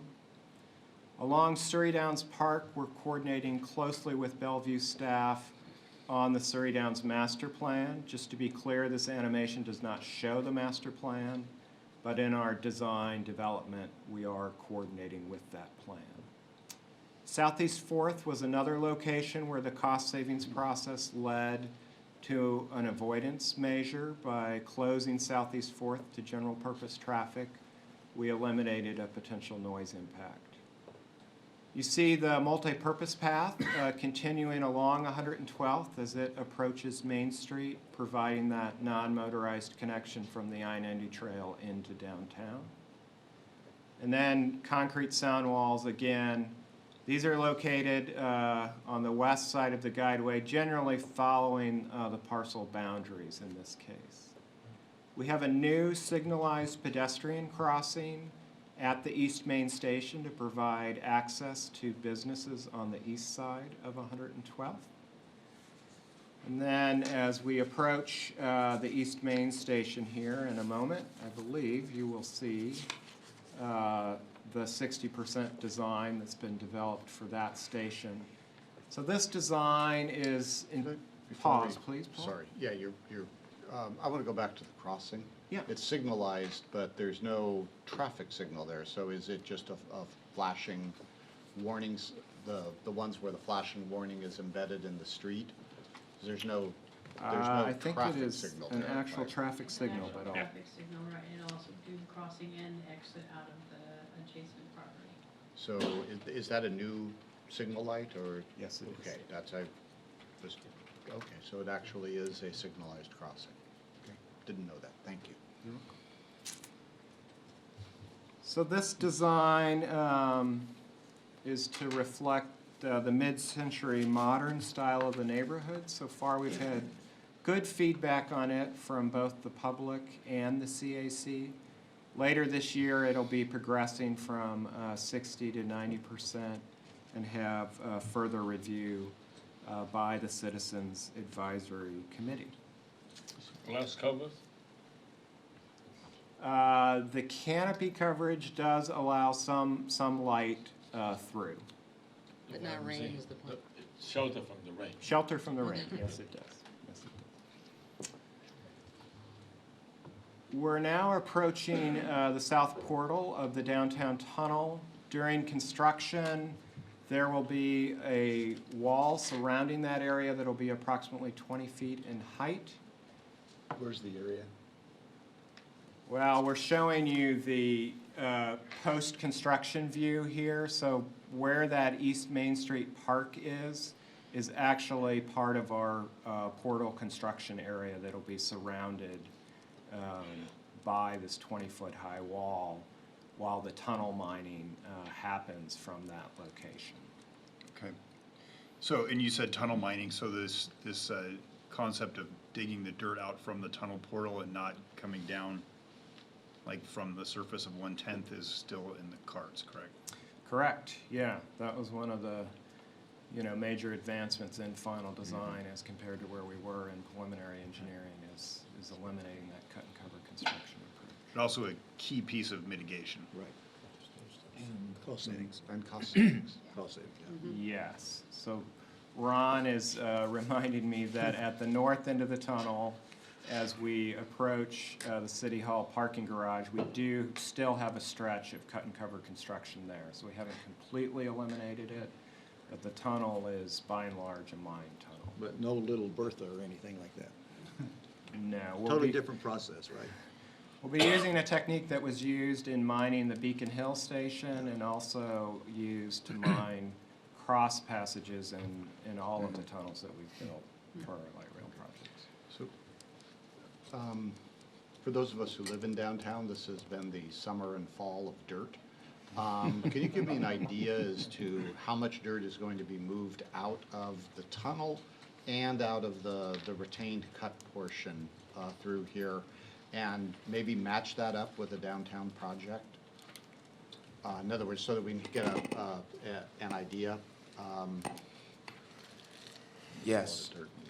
And that's one reason I brought our construction guys too. One thing we did do already, and we can respond to that, is when we looked at the opportunity to use the sequential excavation mining, that significantly reduced the amount of tunnel debris associated with the project. The cut and cover would have generated many, many more trucks, but we will do that calculation and get that information for you. That would be great, and I think that is another benefit of doing it the mining way of this, of it's dramatically reduced. I remember in the draft EIS, it seemed like there were a lot of trucks a day that would be moving out, and this has got to cut that down. It also sort of pales in comparison to the trucks from about 4 or 5 projects that have been moving out of the area, this past summer, all of which is fine. I'm not complaining, but when I see 5 to 7 trucks lined up in traffic on Northeast 10th on a regular basis, that's a lot of dirt being moved out. So it's good to have that comparison. Yeah, but I have to say, I mean, it has been good seeing that, and actually it's been handled very well. I mean, in terms of all of the trucks and getting it in and out. That was a lot. Yeah, so it's probably a good practice for us to be ready for this one. We're well practiced. Yeah, well practiced, right, that's good. So, Would you say we're about halfway through at this point? Just doing a time check. We're doing well, we've got time, but I We're just wanna probably a make little sure. more than halfway. A little more than halfway, okay, Karen, sorry, Deputy Mayor. so I think the question is, does Ron's project have more impact than Kemper's project? Is that, which is a good case study. Why Good- don't we have to sit down and work it out together? Yeah. There was a meeting with the Bellevue Chamber earlier today that I had the pleasure of attending, and there were a lot of comparisons of our project here, the Eastlink project through Bellevue, downtown Bellevue in particular, to what people heard about on Rainier Avenue and people heard about on Fifth Avenue. And one of the things that I know all of us on the council and in Sound Transit too worked really hard on was on that first step of mitigation, which is avoidance. So if we could get much more detail on what impacts, if any, will happen along 110th, 6th, Right. Main, and when, and how are those impacting the entrances to buildings. Because my understanding is from this SEM technique, those impacts are going to be quite limited. And as most people are, I hope I'm right, but most people are thinking about 5 years of Rainier Avenue. Yeah, the construction will be quite different. And one of the advantages, again, of the SEM, particularly with regard to the east-west arterials that you've talked about, Fourth, for example, they can remain open. So, yes, we can, as we move through the process, we do get progressively more specific, and that includes a lot of engagement with the adjacent businesses in particular, because we're talking about pedestrian impacts into the entrances and exits to the building. I see the fire chief was here a little earlier. I'm not sure if he's still in the audience. But always concerned about fire access and emergency response to all of the structures. So there's a lot of progressively more detailed coordination that goes on as we go throughout the process. But we certainly could come back and give you a sense of that, and as it progresses, keep the council, and of course we have the actual businesses and the city from the engineering standpoint and emergency response involved in all of that planning. So we've been doing very, very well with the common terms, but we just slipped into acronyms. So acronyms. SCM is sequential excavation mining, correct? Yes, it is. And it's basically digging a tunnel from the hole on out. It's you don't dig down, you dig out. You're digging out, and we're using traditional construction equipment. We're not using a tunnel boring machine, for example. So actually it's a very fascinating delivery model, and we'd love to come back and share that with the council. But yes, that's Someday we'd love to see a video of that. But just to underscore the points that have been made here by the two council members, it's a lot of mitigation is the topic for tonight, but it's really important to remember that a lot of the impacts that people may fear from the kind of business impacts they saw, say, on 3rd Avenue in Seattle back when the transit tunnel was being dug, we have, A, not put this alignment right on the main street where there's a lot of retail street frontage, and B, the method that was chosen is to excavate takes the impacts away from the surface. So there's still work to be done, and I'm not downplaying that. Absolutely. But a lot of the work got done. And just to quote Deputy Mayor, we won a lot of that battle in the planning phases. So that's important. And we need to keep communicating that, because it's so hard to get over the old stereotypes and all. And that's, Yep. I keep that in mind. Okay. Good. Hold on here just a second. So as we complete our portal construction, we'll also be landscaping the top of that portal area as a new East Main Street park. I know a linear park between Surrey Downs and downtown is something that's been in city plans, and this will provide at least a portion of that linear park, similar to what you have on the north end of downtown along Northeast 12th. It's a nice benefit of the project. Continue on. Yes. I just thought of this. Is there going to be an opportunity for like a bike barn or something for people who want to ride their bike to a station and park it?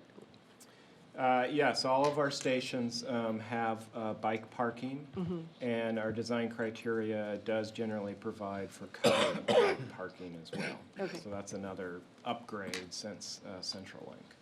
And bicycles, of course, are welcome on the vehicles, on the light rail vehicles as well. If you want to travel with your bike, you can do that. So we've talked about the SEM tunnel construction method. You're way ahead of us on that one. So it'll move on here in a moment. I think we're also going to flag that we will be doing vibration and settlement monitoring during construction. As we approach Northeast 2nd, you'll remember from the HEI agreement we negotiated in 2012 that this will be a staging area. So there will be a street closure there on 110th. We'll restore the pocket parks following our construction. Business outreach, you highlighted that earlier in your conversation. We are already surveying businesses to understand better their operations and their needs during construction. We're now approaching the downtown Bellevue station. There's been a lot of coordination, a lot of outreach here to integrate that with City Hall, with future development on the Metro parcel. I guess we can now say the City of Bellevue parcel. You can. The west entrance here is to evoke a tree canopy, so the architects are playing off of the city in a park motto that you have. So that's something I think that's been well received. The elevated guideway here, you're going to see another acoustical panel there to mitigate any impacts on the Coast Hotel just to the north. And we're, of course, designed here to accommodate the future extension of Northeast 6th across I-405. So we're now entering the East Side Rail Corridor and the elevated hospital station. Here's our 60% design. One thing with all of the elevated stations that we've paid a lot of attention to is weather protection, both from rain above and from wind. So I think we've got about 70% canopy coverage at this station and extensive wind screens to provide that weather protection. We also, we purchased additional property, or I should say we are purchasing additional property here so that the future trail on the East Side Rail Corridor is accommodated. The project, do you want me to pause? Oh, sorry, I Yeah. was gonna ask, I didn't see a ped bike overcrossing to allow people who are in the Wilburton Village area to cross over to Hospital Station. Is that in the works?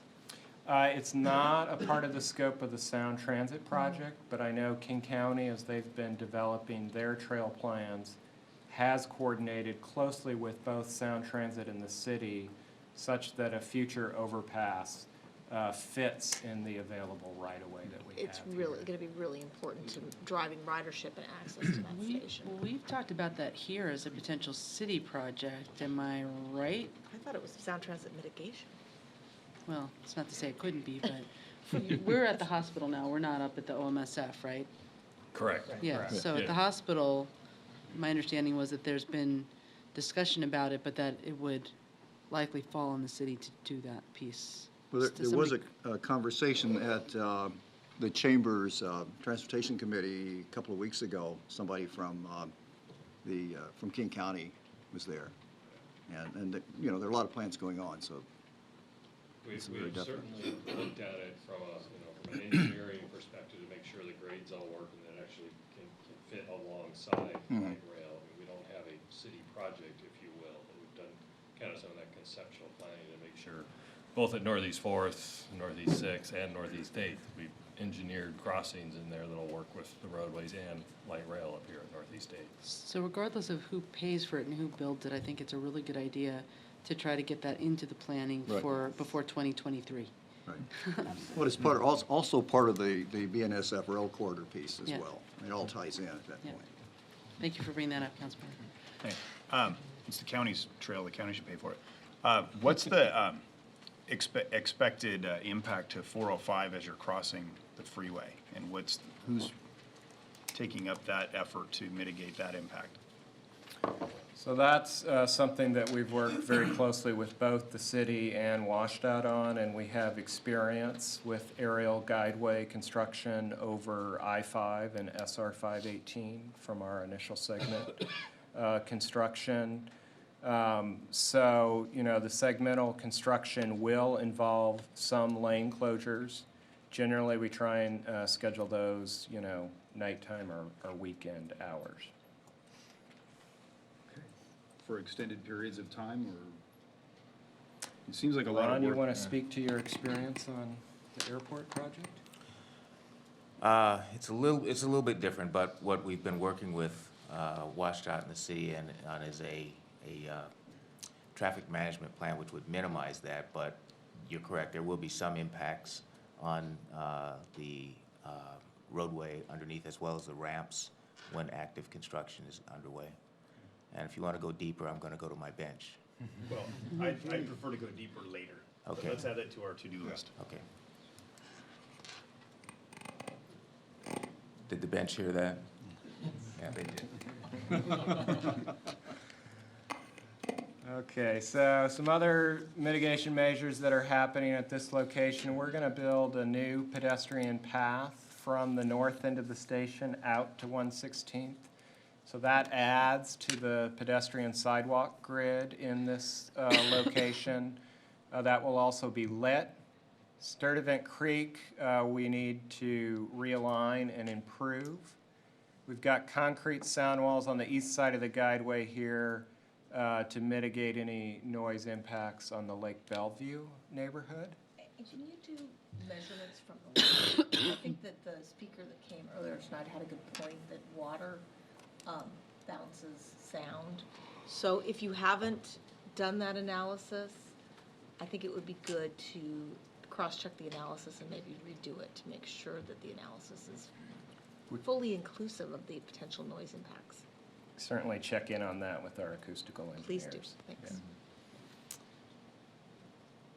So as we continue into the Bell Red corridor, one of the things that a lot of effort has been put into is coordination with the city projects. So the widening of 120th and 124th and the future extension of the Spring District Boulevard. The 120th station is a station where the last rendering we did was actually at 30%. I think the next renderings you're going to see are going to be pretty different because we've been putting a lot of work into coordinating with the city-approved master plan for the Spring District and making sure that the station in this location fully supports that master plan.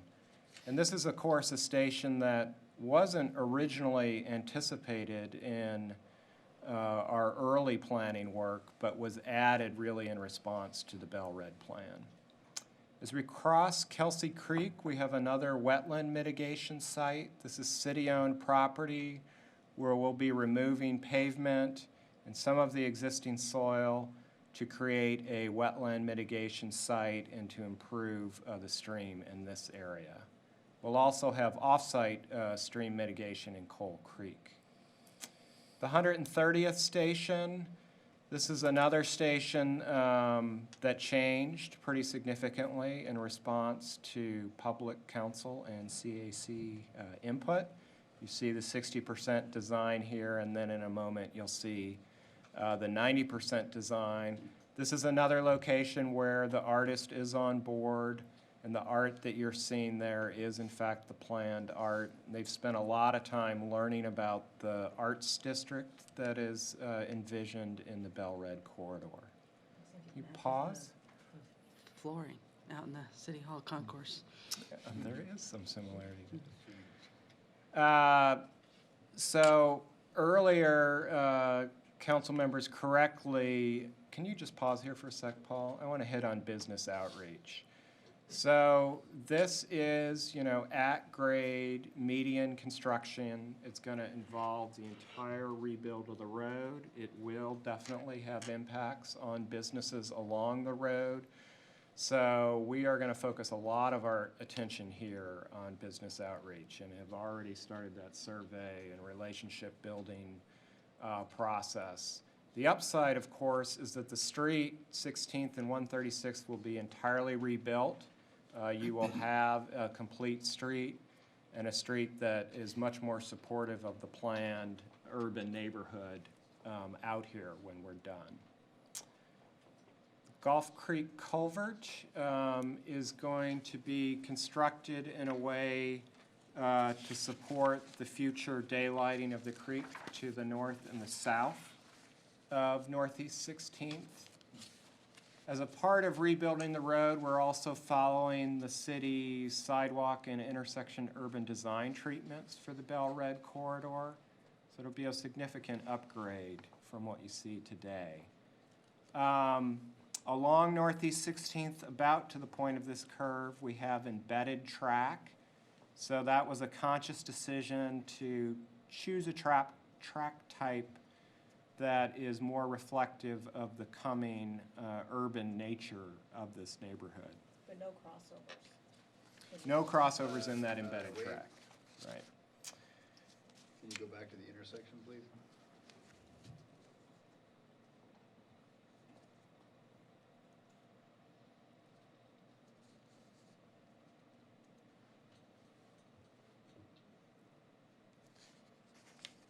So that one is somewhat of a concern, but not as much as the next one, where you hit north of.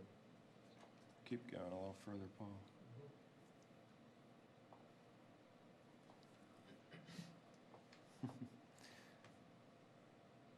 So the question is, what is the plan for construction and future operation mitigation of the impacts there at that very busy intersection? Right, so for the, the operational scenario out there, we've spent a lot of time with Bellevue modeling staff looking at how the signal progression will work through this intersection. So, we have two goals. One, ensuring the traffic continues to flow on Northeast 20th, but also ensuring that a train between the Overlake Village and the 130th station isn't unnecessarily delayed by a traffic light. So the train signal system and the traffic signal system are going to talk to each other, essentially.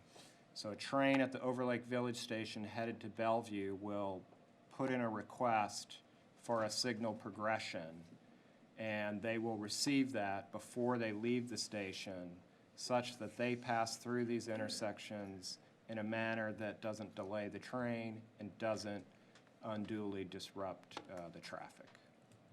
I assume with our new Skookum traffic signal system, that's not a problem. Could you explain what the final condition of that is going to be with respect to gates and bells and safety things that, and, I mean, let's just take the example of now that we have the maintenance facility or rail yard delivering trains out to Overlake at 3 o'clock in the morning. What is the sound going to be like as the train goes through that intersection? This is not a gated intersection because you already have a fully signalized intersection in that location, so the train can basically work in conjunction with the traffic signals there. You will still have pedestrian warning devices, however, so I'm not saying that there will not be any noise, but it will not be a fully gated intersection with those railroad crossing bells.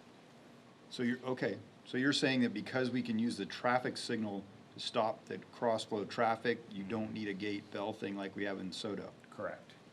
Okay, that's huge.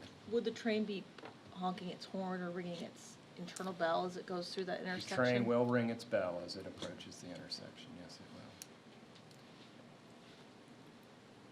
will. Okay. All right, so we're almost complete. We enter washed-out right-of-way here. This is the design-build portion of the project. So the design builders may come up with a different approach than what you see here in our preliminary engineering design. As we go past the Bellevue Children's Academy here, that's a location that we have studied for noise mitigation measures as well. You're right off into the sunset. Yeah, that fade to black is pretty ominous. You might want to work on the ending. Otherwise, very good. Okay. So, do we want to pause there for a second? Any overarching comments or questions before we move into the final portion here? I find the visuals very, very helpful. I think that the effort is well worth it. I very much appreciate you coming and walking us through all of it.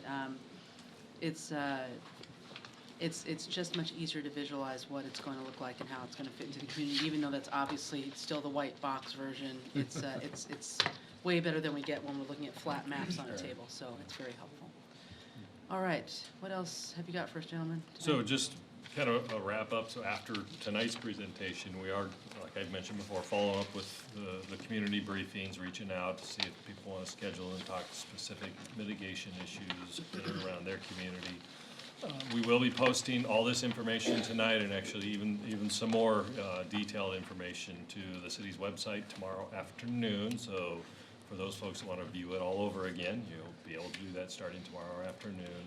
And again, the ongoing feedback from affected businesses, because we have heard a lot about that, you heard a lot about that today, that obviously is ongoing. From a mitigation perspective, you can see there's a lot of work that's been done, but there's still more to do, especially when you start thinking about the construction and how this is all going to be built out there. So, and I will say, much like our own projects, the contractor comes on board, they've got all the requirements in front of them, but they always come up with different ways and better ways to do things. So even though we're defining as much as we can now, some of that may change in the future. And again, that's that ongoing coordination with the community that we'll want to make sure we have. A lot of other work in terms of reviewing permit applications, the construction side, and finalizing those permit conditions from hours, traffic control plans, and then the business and mitigation work that Sound Transit is working on. So I mentioned we're coming back on February 9th, and I've heard a couple things tonight, and we've heard these before. More information on the South Bellevue Park and Ride closure and kind of what's the plan for that.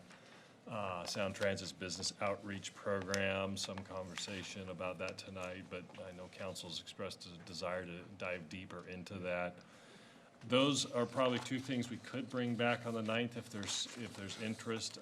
I heard a lot of other things as we went through here, particularly impacts due to construction, whether that's in downtown, the crossing of 405, the more detailed information on that. I'm not sure if we would have that all available at that point in time 2 weeks from tonight. But if there's other items council would like to hear about, please let us know so we can get those scheduled and teed up. Otherwise, we will plan at least on the park and ride and the business outreach program conversation. There's also work ongoing, as you all know, on the staff work on the MOU and negotiating an amendment to the MOU and continuing to engage council on that as we move through the next few weeks, looking at baselining by the Sound Transit Board the end of March. So a lot of work to be done between now and then to get to that point. So with that, I think we're going to wrap up our conversation unless there's any last questions. Councilmember Chelmena, followed by Councilmember Lee. So I would also like to get, if it's an update from the license plate study at the South Bellevue Park and Ride, if it's an update from one that was done in about 2008 or 2009, I'd like to take a look at that. I always find it interesting as to who is using and from where that they're using that facility. On that and the mitigation and where they'll have another park and ride, an interim park and ride, who is responsible for that? Who's responsible for making the decision on that? Because if I understand it, it's not the city's responsibility. Is that correct? Yes, that's correct. We're obviously working with Sound Transit intensely on this. We clearly have a big interest, but ultimately the city doesn't really have any kind of code provisions or regulatory authority over that. Well, is it between the state and Metro and Sound Transit? Is that who makes the? Sound Transit's taking the lead on it. WashDOT currently owns the property, but we're in the process of purchasing it from them, and King County has an operations lease. So we're coordinating with both parties, but we really feel we have the primary responsibility to identify and develop the mitigation plan. Okay. And I guess one of the things that would come up from that is whether or not the bus traffic that goes south on Bellevue Way at that point will continue to do that, or whether it would go a different route during the construction. So I think those are, and again, I think that a lot of people in the community who use it are, that they tend to ask us, and it isn't really great when we don't know, so it would be good to know on that. And I know it takes time, but. Thank you. The most important thing is the MOU. You mentioned continued staff work to negotiate. I want to know a little bit more clearly about what's the nature of negotiating the MOU, because you also mentioned MOU confirmation and amendment. So I want to know what does that mean? How is the council involved, and who's negotiating what elements of the confirmation or amendments or whatnot, what is our role? We just confirm it, or we're gonna work with you to negotiate it, or who's doing what? Thank you. Thank you for coming tonight. I think that the animation was really very illuminating, and I'm glad that that link is going to be put on our webpage. It's good to start getting a look at the mitigation, because for 7 years we've been talking about exceptional mitigation from the time of the best practices work through the council work and all of the negotiations. So it's good to start to see those. One of the things that I want to make sure is that the mitigation that is put into place will actually be effective, and that there's a mechanism in place to make sure that if it is not effective, that we can make sure that we update it, upgrade it, and make it effective. So that's a comment. The other question or comment for Sound Transit is, I know that I myself and many other council members have said that we think that having the mitigation in place, especially the noise mitigation in place at the start of the construction process, would be really helpful, because it will mitigate the operations piece, but it also would be really effective at mitigating the noise from the construction. And I understand that that is continuing to be discussed on a staff-to-staff basis. So my question is Sound Transit planning to install the mitigation in their current construction plans at the start of the process? Well, I think there are some places where prior to completion, we may be able to install noise mitigation, but there are few places where at the beginning you would be able to install it. So, if you think about acoustical panels on an elevated guideway, you have to build the elevated guideway. Those panels will be one of the last things to be installed. If you think about noise walls along 112th, to even get access to the location where the walls would go, we need to demolish homes first. We need to make sure any utilities that have to be relocated are moved out of the way before the walls go up. So you're right, lots more discussions to have, but also some real limitations to deal with. Well, in the case of the 112th, I understand that there's work that needs to be done to put in the noise walls, but I'd like to see that work is done and scheduled ahead of, for example, the major work on the road to do the road over rail, the major work on the actual guideway elements, because it will mitigate the construction impact for the people living there. So I'll just leave that comment there. And then I had a whole bunch of questions, but I'm going to limit what I'm going to ask. I appreciate that we have a web page. I think that we need to make sure that we bolster that web page, including having the schedule as it develops kept updated on our web page, alerts for construction activities. And for Sound Transit, I think that if we don't already have it in your contracts, we really need to have an ombudsman for when construction is started. So the go-to person that residents and businesses can call if there's an issue 24/7. I don't know if that's part of your contract, but please make it so. And then, like Councilmember Lee, I'm looking forward to the MOU information. And I know that we've been waiting for a long time on certain information, and this question's for our staff. Are we getting all the information we need from Sound Transit to be able to analyze the baseline, to have our consultant check the information, so that we can get to the point in a timely manner of being able to make a decision? So there's still some information that we are working with Sound Transit on, and most notably I think the risk report, which really gets into the whole contingency conversation. That's kind of the one big piece of information we're still waiting on. Ron, when will we be getting the risk report? Sure. So we actually are doing a project-wide, not just the Bellevue segment, but end-to-end risk assessment that's underway. In fact, today was the kickoff of that. So as soon as that wraps up, we will be sharing that information with staff. And that is expected? It's part of our ramp-up to baselining, so we're probably about 3 to 4 weeks out from completing that activity. Well, I hope that if you've learned nothing from this council, it's that we want to see the details. We want to really understand the details before we get to a decision point.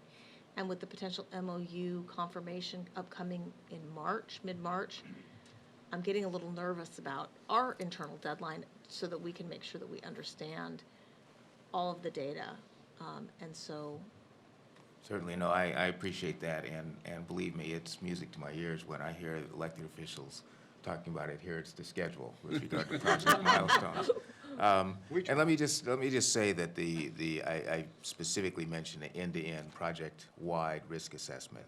This is after we have completed, which we have, risk assessments on each individual package. So that individual package, by contract package, I mean we've got a contract package for South Bellevue and for the downtown to the Spring District area.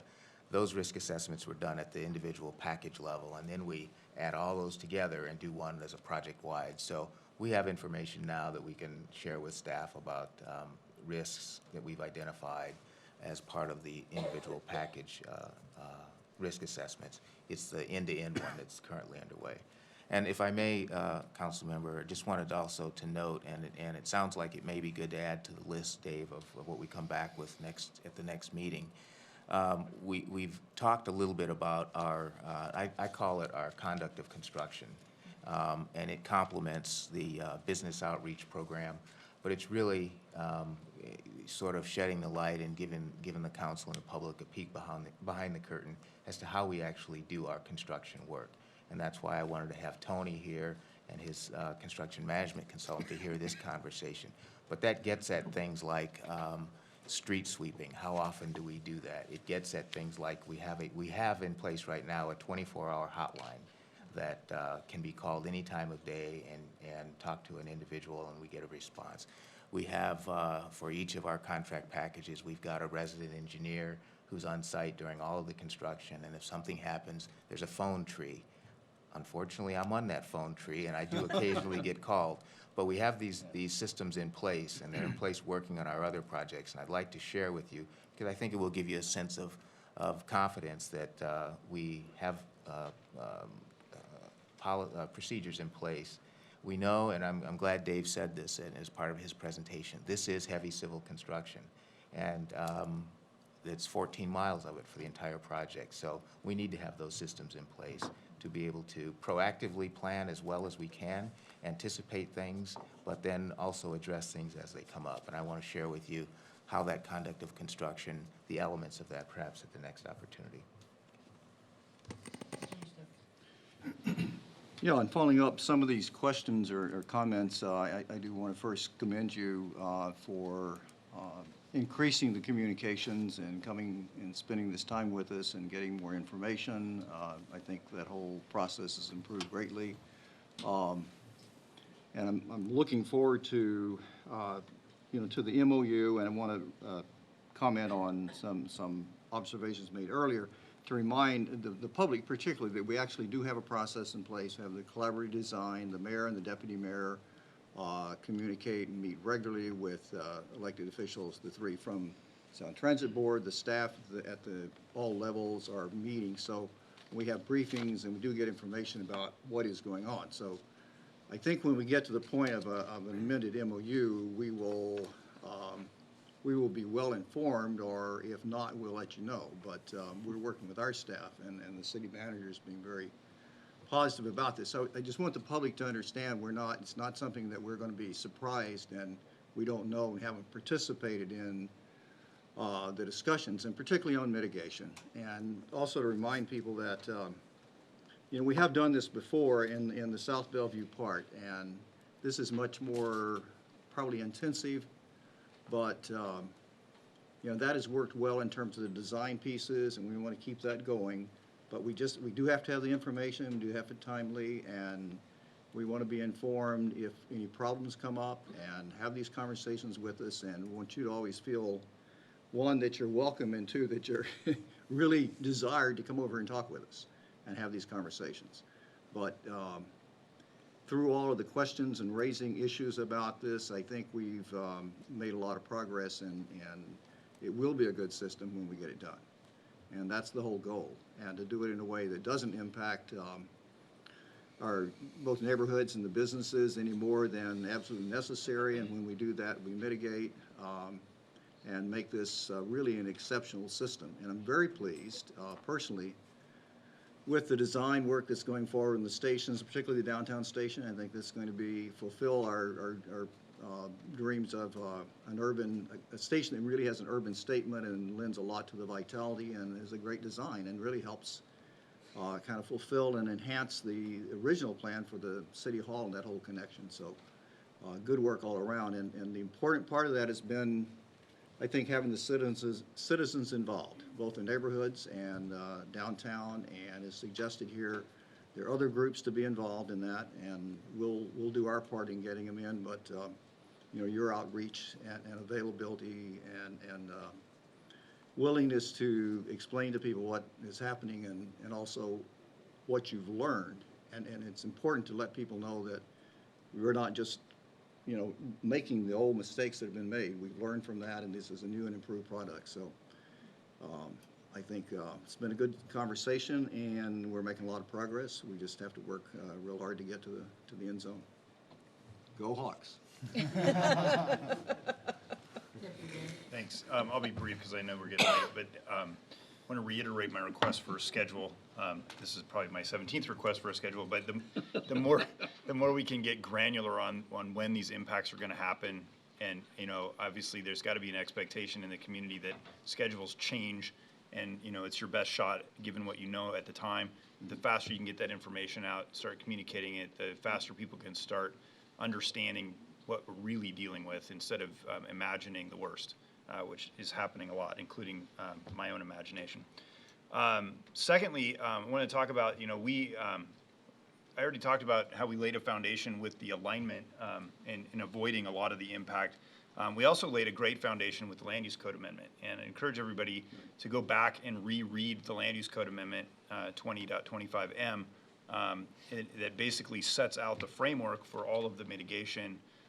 You know, how do we address all these impacts? And a lot of the things that we didn't talk about tonight, like construction work hours, for example, it's all incorporated in through that Land Use Code Amendment. And so there's a lot of things and a lot of great details that the council adopted. The key is to make sure that those things are followed. And I do have a concern about the interpretation of the noise code, which was clearly incorporated into the Land Use Code Amendment, 2 different places.